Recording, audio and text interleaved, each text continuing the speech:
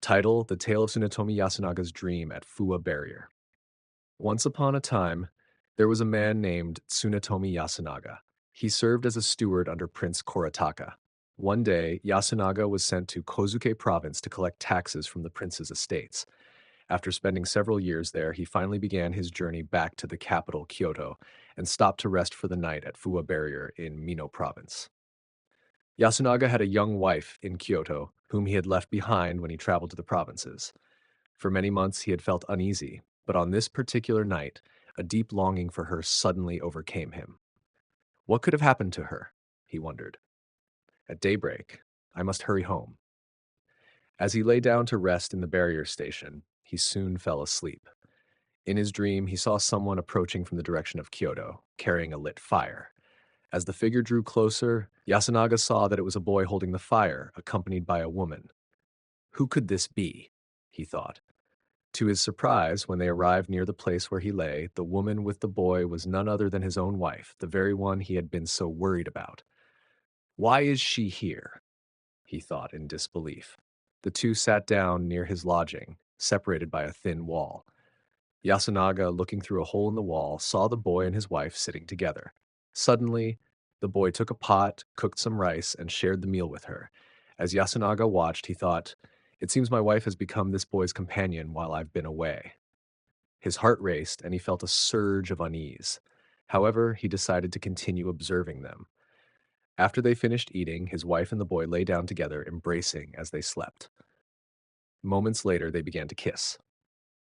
Yasunaga, overcome with jealousy and rage, rushed into the room, but when he entered, the fire had vanished and there was no one in sight. It was at that moment that he realized he had been dreaming. That was just a dream, he thought, but his unease only deepened. What could be happening in Kyoto right now? As soon as dawn broke, he hurried on his way, traveling day and night until he finally reached Kyoto. When he arrived at his house, he found his wife safe and well. Overcome with relief, Yasunaga felt his worries vanish. Upon seeing him, his wife smiled and said, "I had the strangest dream last night. A boy I didn't know appeared and took me away to some unknown place. We walked together through the night with a fire burning. We entered an empty house, and there he cooked rice. After we ate, we lay down together, but just as we were about to kiss, someone suddenly appeared. Both the boy and I were startled, and I woke up. I was left wondering what it could mean, and then you arrived." Hearing this, Yasunaga was astonished and replied, "I had the very same dream and rushed back here, wondering what could be wrong." His wife, too, was amazed by the coincidence. Reflecting on this, both Yasunaga and his wife were struck by how unusual it was to have such identical dreams at the same time. It seemed impossible to explain, and they couldn't help but wonder if their mutual unease had somehow manifested in their dreams. Perhaps, they thought, it was the work of some unseen spirit. They couldn't make sense of it. Thus, it is said that when traveling, it is best not to let yourself be consumed by thoughts of doubt or worry, whether about your spouse or anyone else. Such thoughts can drain the heart, as this story illustrates. Thus, the story has been passed down. Title: The Tale of Neo no Tsunekata's Wife's Dream. Once upon a time, there was a man named Neo no Tsunekata in Owari province.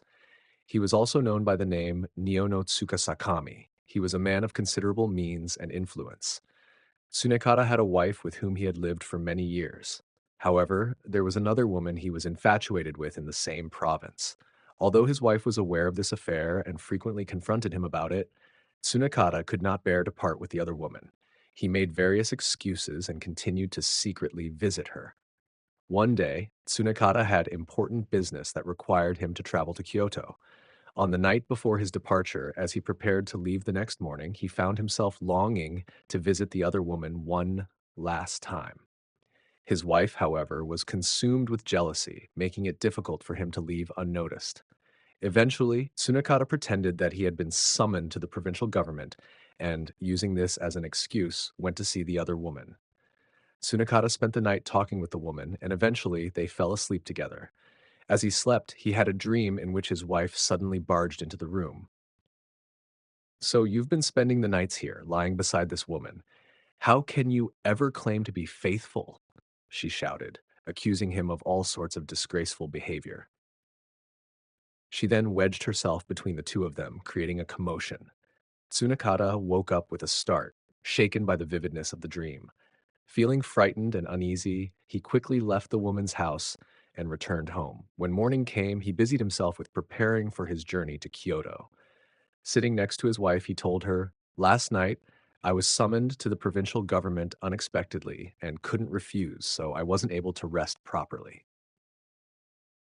His wife, seemingly indifferent, told him to hurry on his way. However, as he glanced at her, he noticed something strange. Her hair would suddenly rise and then fall, as if moved by some unseen force. Bewildered and uneasy, he asked himself, what could this be? Just then, his wife spoke up. "You, of all people, think you can deceive me? I know you went to that woman's house last night and lay with her, acting all affectionate." Tsunekata, startled by her words, asked, "Who told you this?" His wife responded, "Oh, it's clear as day. I saw it all in my dream. Last night, after you left, I knew you'd gone to her. And sure enough, in my dream, I saw you lying beside her, talking together. I came in and said, 'So you're here after all, despite claiming you wouldn't be.'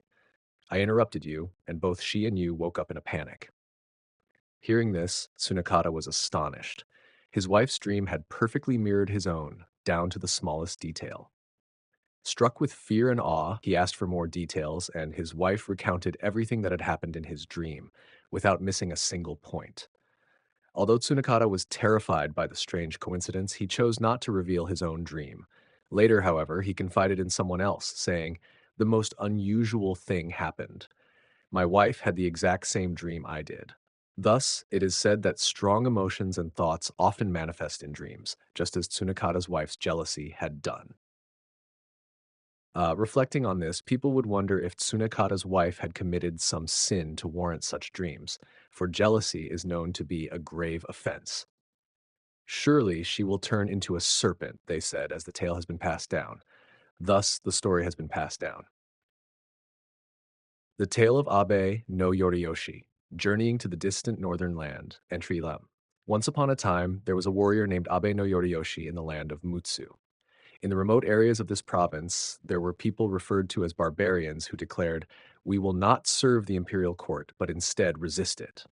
As a result, the governor of Mutsu, Minister Minamoto no Yoriyoshi, attempted to subjugate them. However, Yoriyoshi, known for his connection to these barbarians, was targeted by Yoriyoshi's forces. In response, Yoriyoshi said, "From ancient times until now, there have been many who faced the emperor's army, but not a single one has ever prevailed. Therefore, I have no doubts about my actions, but since I find myself under attack, I see no way to escape. There is a land beyond the northern sea, visible from the depths of this region. If it proves to be habitable, rather than lose my life in vain here, I will take those closest to me and flee to that place." He gathered a large ship and embarked on this journey with his sons, Kurikawa no Jiro Sadanobu and Torinomi no Saburo Munenobu, along with 20 close retainers. Including other followers, attendants, and provisions, around 50 people boarded the ship. They loaded it with plenty of food, white rice, sake, fruits, fish, birds, and set sail toward the distant land they had seen. When they arrived, they found a towering cliff and a dense forested mountain beyond it. There was no visible way to climb. Sailing along the coast, they found a large river mouth that seemed promising. They scouted for signs of human presence but saw none. They searched for a way inland but found only vast reed fields with no paths. The river itself was deep and resembled a bottomless swamp.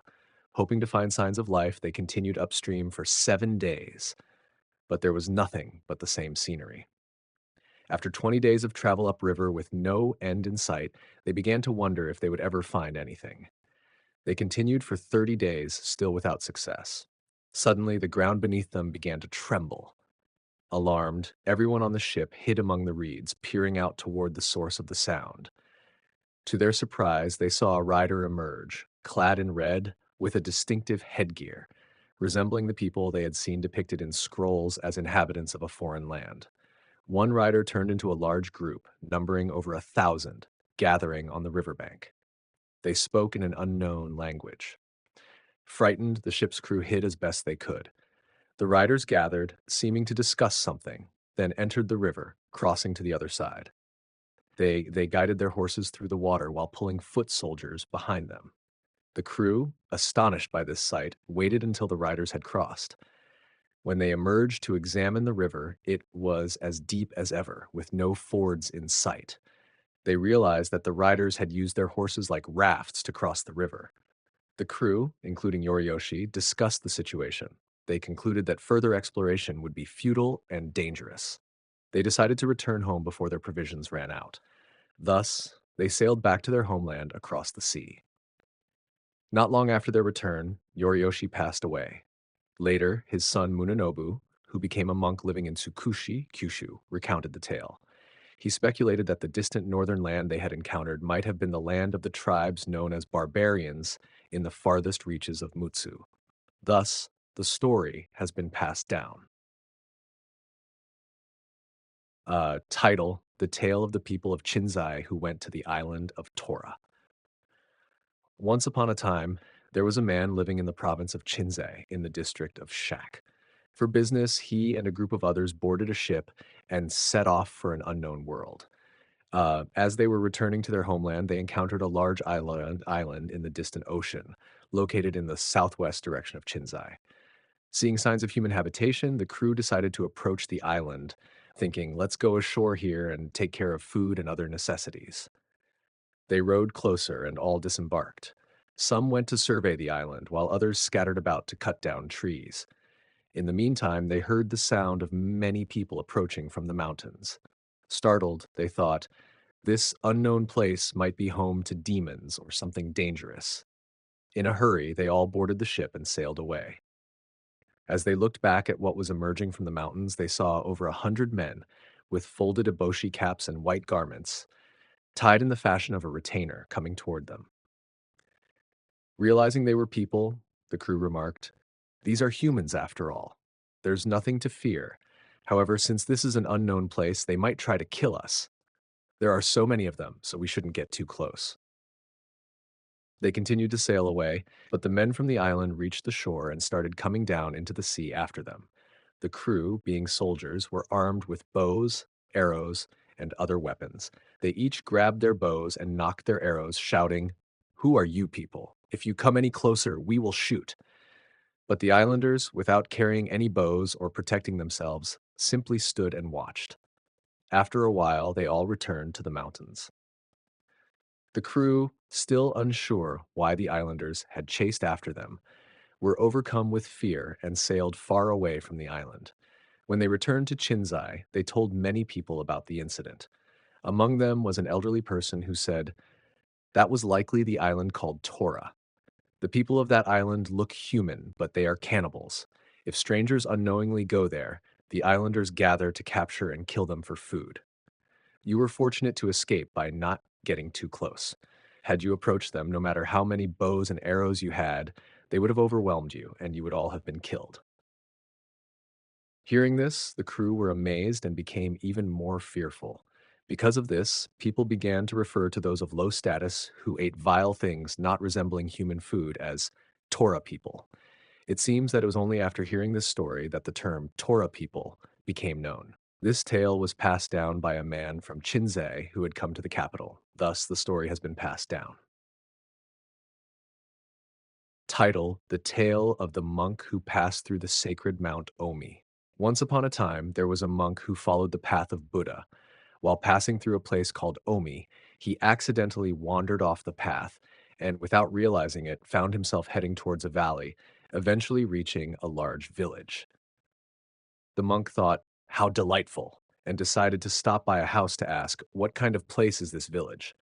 As he walked through the village, he noticed a spring. It was beautifully adorned with stones, and a roof had been built over it. Upon seeing this, the monk thought, "I shall drink from this spring." However, the water appeared quite yellow. "Why is this spring so yellow?" he wondered. Upon closer inspection, he realized that the water was not fresh. It was actually a flow of sake. Surprised, the monk was standing guard when many villagers came out, asking, "Who is this person that has come here?" The monk explained that while passing through Omi, he had strayed from the path and ended up here unexpectedly. One man said, "Come along with us," and began to lead the monk away. The monk felt uneasy, thinking, "Where are they taking me? Are they going to kill me?" However, since he had no reason to refuse, he followed the man.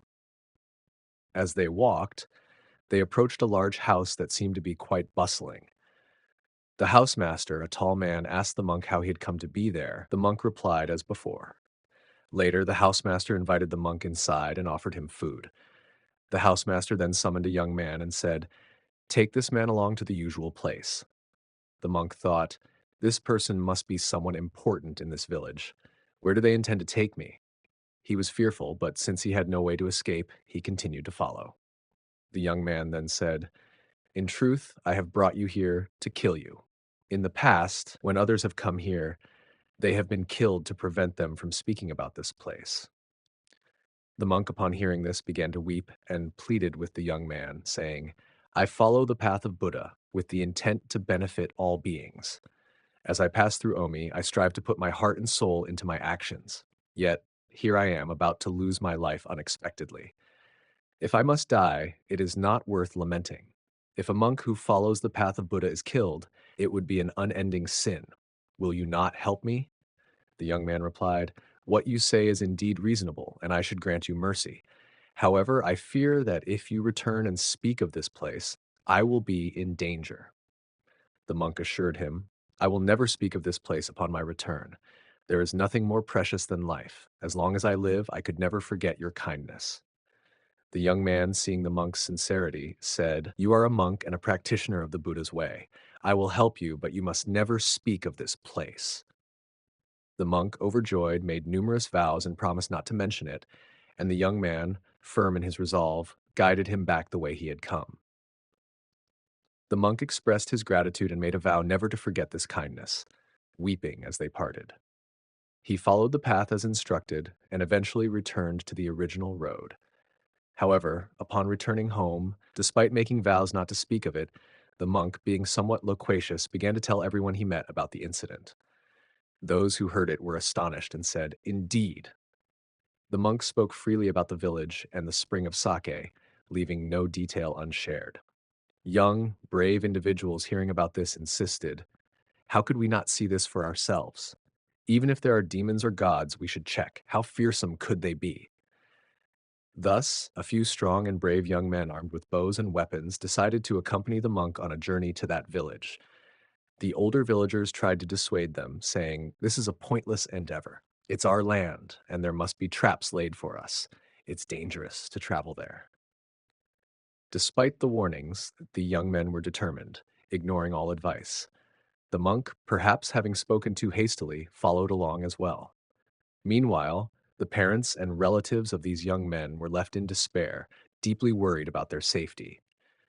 When the day passed without their return, and the next day as well, they grew increasingly sorrowful, but to no avail. After a long time, when no one returned, they lamented, "Perhaps they were all killed." They wondered what had happened and how to find out, realizing the monk had only spread tales of no benefit. The monk thought, if I had not died and no one else had been killed, how much better it would have been. Thus, due to people's disbelief, the loquaciousness must be avoided at all costs. Even if someone does speak hastily, those who went to the village must be regarded as fools. Afterward, nothing was heard of that place again. This tale was passed down by those who heard it from the monk himself. Thus, the story has been passed down.